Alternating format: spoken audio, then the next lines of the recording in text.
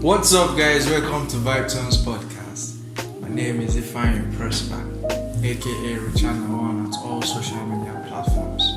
I'm into crypto and forex trading, travel agency, and so many other businesses. Today we have an interesting topic to address, but I would like to introduce my guest first.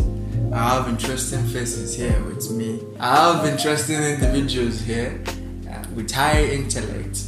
I would like to introduce the guest by my left, Miss.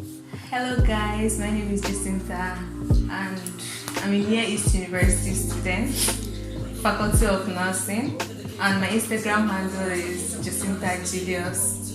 As you guys have heard it from Miss Jess, I also have interesting faces by my right. I would like to introduce Miss. Hi, I'm Tracy. Yeah. I study civil engineering and my Instagram handle is Tracy_0. We have one more guest to introduce, the Professor of Part1, Mr. Hi guys, my name is Farouk. I'm a cybersecurity master student, a junior analyst, and a Security Plus certified. As you guys have heard it from my interesting guest, I would like us to dive in deep into our today's topic, which is the act of mindfulness and the techniques of living in the present. This is a very important and educational topic to actually address, as most people of today's generation don't live in the present and they are not self-aware of their own being. I would like to hear from my guest. They have interesting views and perspective on this topic. I would like to start from our Professor of Part1, Mr. Farouk. Mr. Farouk, what are your perspective on the act of mindfulness? Yeah, mindfulness is, to me, is an act of being able to take charge of your mind and not to let your mind to wander. Because they said a wandering mind is an unhappy mind. And unhappy mind can hinder you from different kind of things. So you have to be able to take charge, to be acknowledged of your feelings, to be able to understand them at so many times, not to try to fight them or try to drag them. One of the first steps of mindfulness is body scanning, right? Can you elaborate on that? Body scanning is like just lying down. Like for example, when you are performing body scanning, you will be able to lie down and just let all your thoughts flow, to be able to feel them without trying to drag them or trying to fight them or trying to avoid them, And then when you are performing body scanning as you are lying down, for that you'll be able to focus on all parts of your body, from your fingers, from your toes to your head. By there you'll be able to realize, I'm having a pain here, I'm having a pain here, what caused this, what's happening. All those things are part of being mindful. Well, you guys have heard it from Mr. Farouk, and I'd also like to hear from Miss Tracy. Miss Tracy, what is your own perspective or what is your view on the act of mindfulness and the techniques of living in the present? In anything that you do or in any way that you act, you're to feel or you're to understand whatever you're doing. If you're to lick an ice cream, with the mindfulness that you have, like you're supposed to be able to understand from the moment you're licking it to the moment you're letting it digest. Like with the mindfulness, you're supposed to process all those processes. It's a series of processes. That is true. She made mention of mindfulness also reflects to the process of you realizing things about yourself. When you taste an ice cream, you will process the taste first before it goes into your stomach, before your enzymes digest it. These are processes. And within these processes, there should be the thought of the act of being mindful of what is going on. You understand? I love that angle. from Miss Tracy. I would also like to hear from our princess, Miss Jess. Miss Jess. Miss Jess, what is your own view on the act of being mindful and the techniques of living in the present? What are your 50 cents on that? Actually, I feel like it's also in a way like if you're trying to meditate, like meditation. I love it. And think about everything that is like happening around, try to ease and relax myself. Yeah. That's what I think about. I love it. This is a more of an insightful view from the act of mindfulness. Our conversation is relatable and it hits home. And in other words, to actually summarize this, the act of mindfulness is one, being able to understand oneself, be it physically, spiritually, psychologically, all realms of life. Being able to understand yourself firmly, being able to relate with your environment, being able to act accordingly is a form of living in the present and being mindful of your own living. I would like to head into the sub-question under the act of mindfulness and techniques of living in the present. And the question says, how does mindfulness differ from regular awareness? In other words, this actually differentiates that mindfulness in of itself is a different sector of its own reality. How does it differ from regular awareness? And I would like to hear from Mr. Farouk, our professor, as he has a deep insight on this particular question. Mr. Farouk, how does mindfulness differ from regular awareness? Well, mindfulness and awareness, I think they move together. Sure. I think awareness should be like a category or a step under mindfulness. Did I say that right? Awareness, did I say? Repeat it again. Awareness should be a category or a step under mindfulness, right? Awareness, yes, that was true. It makes sense. Yeah. So, because it's actually the first step of mindfulness. That is true. Yeah. Then under awareness there is what psychologists call meta-awareness. Have you ever been in a situation where you unlock your phone or you are trying to do something, or maybe you're reading a book, you finish the first page, you open the second page, and then you forgot everything, you completely have no idea what you read in the previous page. Yeah. So when that happens, that is a lapses in meta-awareness. And then secondly, there is insight. Insight is like being able to create like an interrelationship between yourself. Like some people have the habit of very negative self-talk.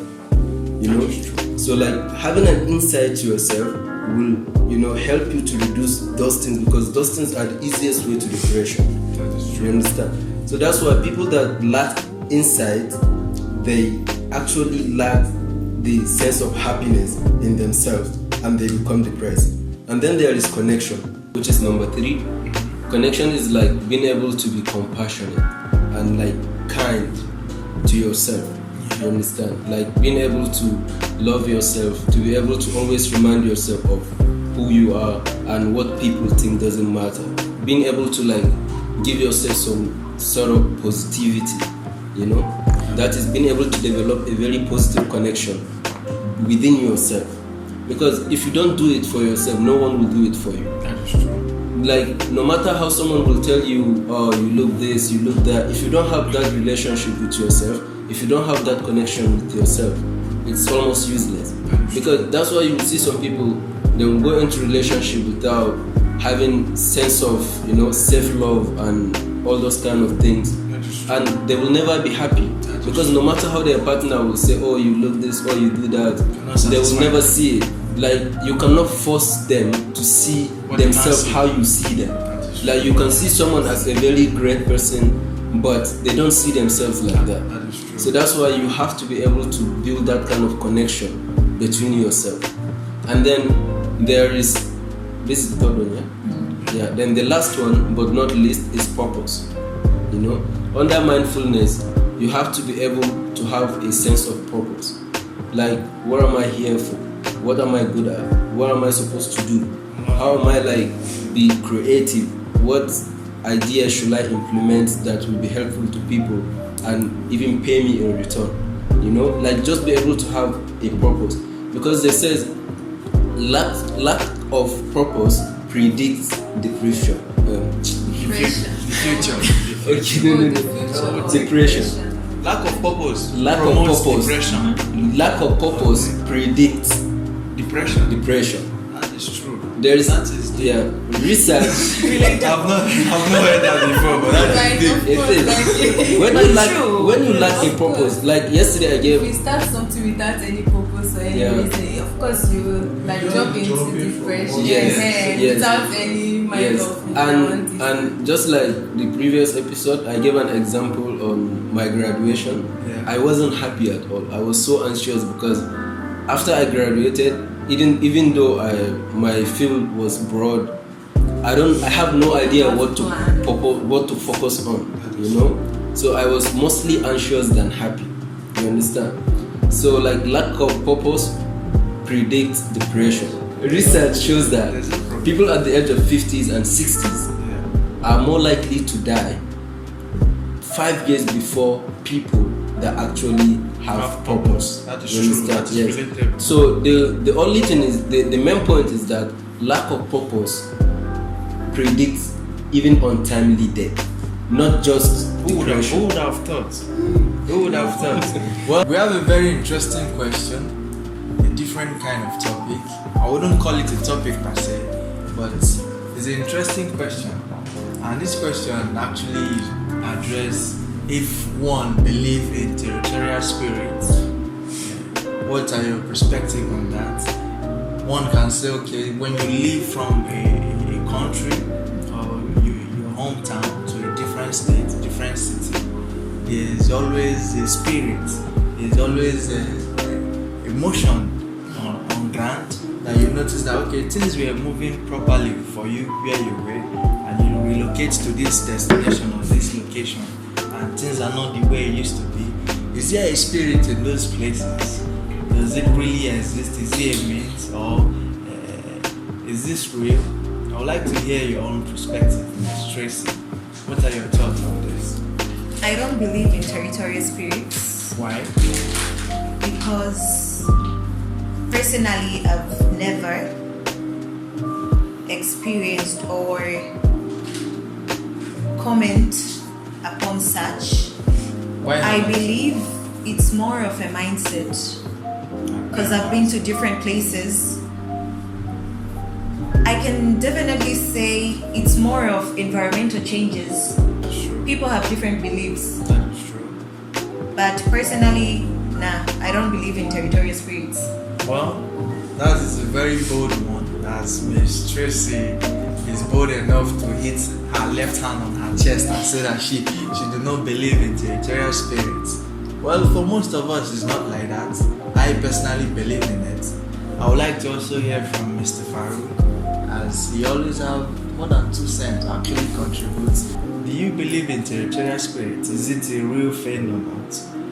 Well, I can say no. Really? Yeah. You guys are shocking me. And I'm surprised. Your ancestors stand real good. As a Muslim, you don't have the ability to believe in any other thing. Like no one else, no spirit, nothing else can hinder you or move you from where God did not move you or hinder you from. And whatever God hinder you from, or whatever thing you did not get when you asked for it, is because that's what is good for you. That's what's best for you. So having that belief will not make me believe in any territorial spirit or whatsoever, or any kind of superstition like that, you know. But yeah, in environmental aspects, you know, that I could say change of environment can at least, you know, it's our nature as a human being to sometimes overthink stuff, like be anxious about things like that. So I can say, based on environmental aspect, we feel anxious, we feel maybe less motivated, we tend to overthink about what is going to happen. Is this going to favor me? Is this what is best for me or not? And just as we said, a wandering mind is an unhappy mind. So that, as you left your mind wandering, you don't have the mindfulness, or maybe you wouldn't be able to control your thoughts at that moment. That is true. So yeah. Well, I love it. These are very bold and accountable perspective on this particular topic. As Mr. Farouk have said, he does not believe in territorial spirits, but instead, this is more of a case of oneself. It is more of your belief, more of who you are. You understand? If you're someone that likes to sleep over your problems, dwell on problems, when you relocate to a different destination, you will obviously want to blame the spirits and not stand up and walk. You understand? So I would also like to hear from Miss Jess. Miss Jess. Miss Jess have more than 2 cents always. Not like Miss Jess, tell us something. I'd like to hear from you. Do you believe in the territorial spirit? Really? You guys have really caught my wings. Wow, well, tell us. Mostly, I feel like, should I say, people from my own country, Nigeria, they believe that mostly village people. But actually, I don't know, maybe it's their past or something that is trying to affect them in the future or That present, so they can't really tell. That is true. That is a very brief one. There is a spirit. He exists. Even right now, there's a spirit in this room. You understand? So there's a territorial spirit. It follows people around. Before you make any move, there's spirits watching. Be it good ones and bad ones. How you're protected with God will determine who is going to supersede in your life. You understand? So this is my own perspective on this. And I would like us to also move on a different question under this topic. So many people say that UK is grey and dull with depression. I would like to know, do you believe in this? Is this true? Yeah, just as I said, the environmental aspect, because I'm not going to use spirits because I don't believe in that. Yeah. But the environmental aspect, I'll Plays give a you role. an example here, Yes. like this place, I feel like the first thing, if you call it spirit or whatsoever you call it in your town, it's first of all, disappointment. True. Because like the minute you get here, I feel like if I say this, I'm speaking on behalf of a lot of people. You're gonna be like, wait, is this the abroad? Me, I used to call this place as upgraded Nigeria. Exactly. Yeah. Nigeria Pro Max or something like that. Because when you're coming from Nigeria, most especially if you have never been to any other country before, you are expecting something like, and most especially if you have a connection, like a flight connection in some countries, you see how you landed on air, you will see how beautiful it is, how it's lightening and whatsoever. But when you go here, you see yourself landing in the dark with some kind of candle light around there. You're gonna be like, wait, are we having another connection or what? And then when you land, that is where you hit the reality and you assume, and then you realize this is where I'm coming from, and I'm gonna stay here for fucking 4 years.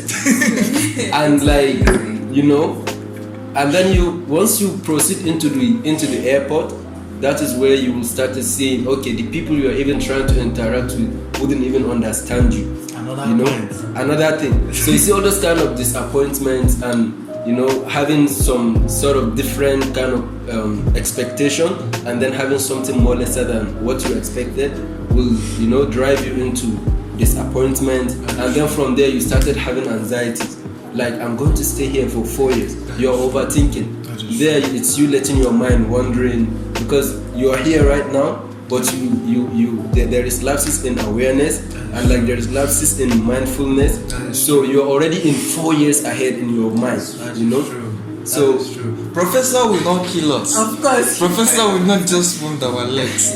But somehow he has actually said all. But I would like to dwell on the part that he mentioned about, what was that? Expectation. I love it. Let me take it back from there. He mentioned a very crucial point, the expectation. To be honest, most international students or most international people traveling abroad, they place high expectation, especially the ones leaving their country for the first timers. You put too much expectation to the destination you're going to. And then when you arrive and the place is not how you have imagined in your head, somehow you feel disappointed, just like Mr. Farouk have mentioned. You understand? I would also like to hear from Ms. Jess if this question actually was debating on UK, but we brought it to Cyprus. Yeah. No, UK is like an example. Like UK have a great. Talk about Cyprus. We don't need to talk about Cyprus again.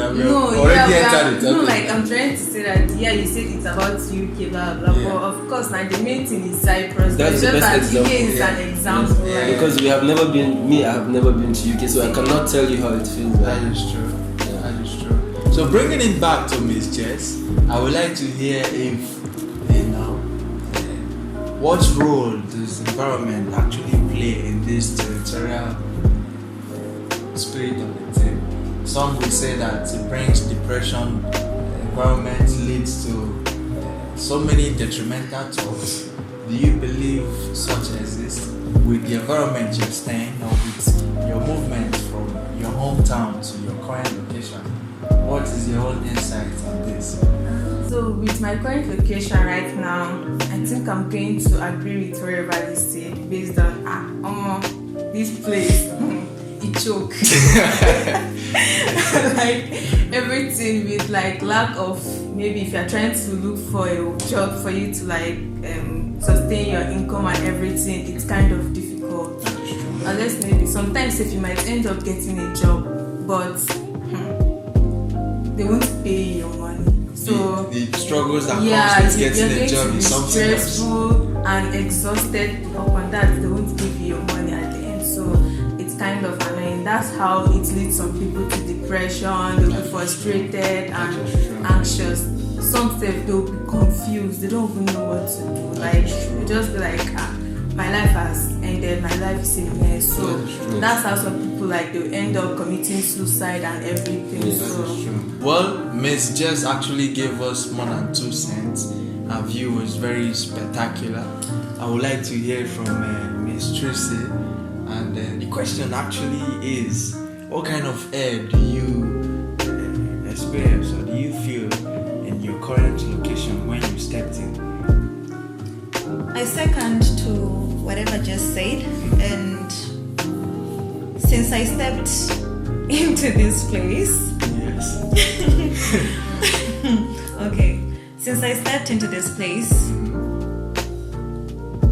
the main thing that I keep seeing is there is no sense of familiarity. That is true. No matter how many people I know, no matter how many people I came with, no matter how many people I got to know, it just doesn't feel like home. That is true. Everyone is on their own. That is true. No matter how many friends you have. That is true. And with that, it leads a person to being alone. That is true. And being alone, Depression, dealing with suicide thoughts, so many detrimental thoughts. Well, I love it. Miss Tracy actually mentioned a very serious point there. When you step in some environments, it does not feel like home. Obviously, you're not home. And again, there's no familiarity. Like you said, you will see people of your own skin color, and they do not recognize you as one. They treat you like a foreigner in a foreign land, and that is crazy if you actually think about it. I love that interesting perspective from Miss Tracy. Mr. Farouk, you wanted to add something? Yeah, with all the negativity, we will still have to look at the positive side, because most of these depression things and being lonely and all that the environment comes with, I think they are the things that fuel us and motivate us. Because to me, as a man, I feel like a life without pressures, there's no force. There is no force. Of course. A life without pressure, there is no force. That is true. So those things will motivate you. At the end of the day, you will get used to the environment. You will get used to having reducing the sense of dependency. right? You will be able to understand that now I'm responsible. This is my responsibilities. I have to do this. I have to wake up at 8 a.m. and go to the uni. I have to keep moving. I have to keep living, even when I know that I have no expectation from anyone. Even when I know that there is hundreds or tens of people expecting from me, even when I got nothing. So those kind of things are the kind of things that motivate you to do better, that try to make you explore and connect yourself to people that will motivate you and take you into the next level. You know, that's when you develop the sense of discipline. You motivate yourself. You try to find out and figure out yourself and get to understand what am I for. Understand your purpose. You know, what am I supposed to be doing? How can I be creative? You know, all those things, they have negative effect, and at the same time they have positive effect. I love it. Mr. Farouk will not kill us. In a scenario where one found yourself in an environment that is very depressing, environment that slows creativity, you need to have the discipline and determination to actually push forward. You understand? Just like you said, that if there is no pressure, there is no force. You need pressure to put in force of like, yes, I need to do this.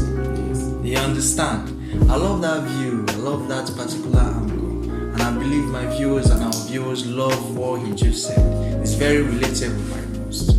I would like us to actually proceed and head into the questions and answer segment, as we have interesting questions to pinpoint on those ones. Thank you, guys. Alright, guys, we have an interesting question under our question and answer segment. A very fun one, a relative one. And this question is, what is or how is love and relationship experience in North Cyprus? What have you experienced? I would like to hear from our own personal experience. This one now, we are not dwelling on perspective. Tell us something that is real, relative, so that our viewers who are not in North Cyprus can understand and have a dynamic of what love and relationship is in North Cyprus. Again, I would also like to give a shout out to North Cyprus, as we are students in North Cyprus, and so far so good. The place has been nice to us, you know. So let's hear from Miss Tracy. What is your own love and relationship experience in Cyprus? What would you say relationship is in North Cyprus? How do people perceive it? My experience about love relationship in Cyprus. Yeah. Basically, Cheers. I can say it all depends on the type of a person you meet. That is from me. Why did it skip my mind again? Why? Like, I don't want to go so wide, like off topics, and at the same time, like, I just want to keep it short and brief. You can tell us something from one of your relationships. Yeah, an experience. Okay. Yes, tell us something. Alright. Yes, this guy you've been dating. Tell us something. Huh? Okay. Exactly. Love relationship in Cyprus really depends on whoever you're dealing with. That is my opinion. I've met guys who are sweet, and I've also met demons. What is? Well, I would like to hear. I would like to actually hear the real definition of what is sweet to you in a relationship. Okay. What is demon? Who is a demon? Okay. How do people perceive someone as a demon? I'll take back the demonic part, but I'll explain what I mean. Just believe yourself. There are guys who are caring, thoughtful, who are there for you. Anything that a girl can need. And there are guys who are also, I don't want to go so wide. Like, well, you don't mind. Miss Tracy is not well put to actually articulate her own experience. So we are going to take it to Miss Jess, as Miss Jess have something to actually tell us. Let's hear from Miss Jess. What is your own love and relationship experience in North Cyprus? Well, actually, I've not experienced much more love in Cyprus, or maybe relationship aspect or anything. But what I can say right now is that relationship in Cyprus is kind of, should I say, based on Tough. like difficult in some aspects, because some guys, or should I say both genders, they lack this understanding and the rest. And in some aspects too, some guys used to feel like maybe if you are trying to approach a girl in a relationship form or situation, the girl will be like, no, this. Or maybe some guys will try to make the girl like as if all of them are the same, the way they used to feel like all the girls are aunt girls. So I just want to say that like all girls are not that. And in relationship aspect, of course, I've met some guys, or should I say some of my friends that have been through relationship. We live in an era that young people engage in relationships, if not at early age. Some start relationship at 14, you know. So we are adults here. Tell us something that there's a relationship in North Cyprus that you tried, that showed you shaky, that opened your eye. You're like, really? So something like this actually exists. People practice this way, people behave this way, you know. I would like to hear from this Jess. Put it in a way that it will sweet our ear. Tell us something, please. Okay, like relationship is in Cyprus. It's not something that I can really say much about it because I've not experienced it. I've seen somebody that experienced that. I'm serious, like I've not experienced. Wait, Miss Jess, you're telling us that since your stay in North Cyprus, you've not been in a relationship? Like it's just recently, but since when I was in Cyprus, I'm not. Because I have that feeling that all Cyprus guys are dangerous. And they have the demon. Now let's actually address that. There has to be a reason that makes you feel like all Cyprus guys are, you know, So are you saying other people's perspectives is stopping you from exploring? No, it's not based on other people's experience or expertise or wherever it's called. It's just that I've seen some of my friends that have gone through that situation. What did they go through actually? Like in a situation that I know that most of Cyprus guys here, some of them are married actually. Yeah. And maybe they might not be with their wives. I will counter that. Most of them are not married. In fact, 80% of them are single young men pursuing their academics and their dreams. The problem here is that most women like to go for men that have responsibilities. They like men that have a cross on their shoulder. And when you leave the people of your peers and you're going for elderly people, what do you expect? You see a man that is climbing numbers, 35, 36. What do you expect? You want him to be single up to 35. He does not have a kid. You don't need someone to actually tell you that. Instinctively, you should have that imagination also in your head. But not all like men that are around that age that are married. So you've met a young guy with kids and a wife, and you guys are in a relationship. Not me, but your my friends. friend, yeah. So how did it go? How did he find out? Well, I feel like in this situation, he should have told her that maybe he's married. Then she feels like she wants to continue the relationship. But women don't like truth. You know that women don't like truth. Of course, but sometimes not all women. Some women actually among 100, let's say 10%. Don't like truth. No, they like. Okay, 10% like truth. Yeah, but the rest I love like that you're being realistic. This is the first time we have a female guest on the panel, and she hits the nail on the head. She just said something that is very important. Majority of the women, they don't like you to come in a very brutal, truthful way. They like beautiful lies. You know, she said that 10% of them actually like this brutal truth. If a girl meets a man, let's use North Cyprus for an instance. A guy is trying to pursue you and he's trying to throw his rays. He threw first rays, you did not chest that one. He threw second rays, he did not chest that one. You want that guy to tell you that he has a family and kids before you guys will embark on the relationship. So, removing the man problem. Tell us the encounter you had or your friends had with this married man that had kids in his own country? What was the experience? What happened? What made the relationship to actually tear apart? How long was the duration?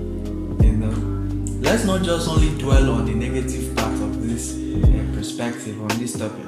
Let's actually match on the good side, because men are actually good. Women try to cover our good with one of our bad. You will do 99 good and do one bad to women. And that one bad will cover all the good you've been doing. Human nature. That is a criminal perspective. That is a criminal idea. That is a criminal idea. That is the truth. Like, even men used to cover up. It's not only. It's a lie. I'm serious. It's like, that's the truth. As a man, I will counter that. Yes, most men do not behave like that, but just like you said, there's always exception to everything. There's some men that will actually behave like that. But majority of the men are very genuine with love. For love to actually go sideways, there's always an action that made the man to react in a way that even you did not believe your eye. You displayed something in that relationship. So bring us on the track of what did this your friend experience with a married man? Why did your friend go for a married man? Because she did not know that he was married from the beginning. And like with the way like sometimes she has these what is imagination? No. What is that? She feels like he's cheating, but she tries to approach him. Each time she tries that, then he's like, no, I'm not doing that. I'm not married, I'm single, and the rest. He'll just keep on lying upon lies, lie. So one day she caught him he was talking to his wife and his children, and he still tried to defend himself. To tell you how wicked men are. That is not wicked. That is not wickedness, actually. Yes, it's cheating. But at least he should have informed We should learn to differentiate cheating from being a wicked person. For someone to be wicked, that means they are mistreating you, they are abusing you in a way, they are treating you in a way that you're not suitable in that place, you do not want to be there. For you to actually still remain in a place that you believe the person is wicked, something is definitely wrong with you. You understand? So that is not wickedness. That, yes, could be considered as cheating. But cheating somehow is normal for men, as we identify as sexual creatures and we like to explore options. But that does not mean that men are not faithful. There are faithful men out there. Wait, you said cheating is normal for men. Then if it turns like vice versa, like to the woman, you guys, what will you call it? It's not normal. If I chook my hand inside this cup multiple times, this water is going to be dirty. I'm just opposing this cup as a woman. This is how the sex something happens. This is how the intimacy between a man and a woman happens. Now the man is the glass, you are the water. And someone is always, you want to play a man's role by being promiscuous as a man, and you're allowing men to come in and dig in and leave. You're the one losing the value, not the men. That is the reason why men and women are not equal. A man can have sex with multiple women and still be wanted as a high value standard man, but it's not the same case as a woman. You understand? If women only can actually understand the dynamics of a man and a woman, our traditional role, how we think, how we perceive things, we will coexist happily. I believe Mr. Farouk is well seated and he has something to actually drop on the table. What would you like other men to learn from your own experience? I think before I get into that, I would like to reference to her point of view. Yes. I don't know why these girls feel like just because they don't cheat, they are good. You understand? When some of them are manipulative as fuck, they have a temper of 10 years old. They are so immature and problems and always trying to create some certain conflict.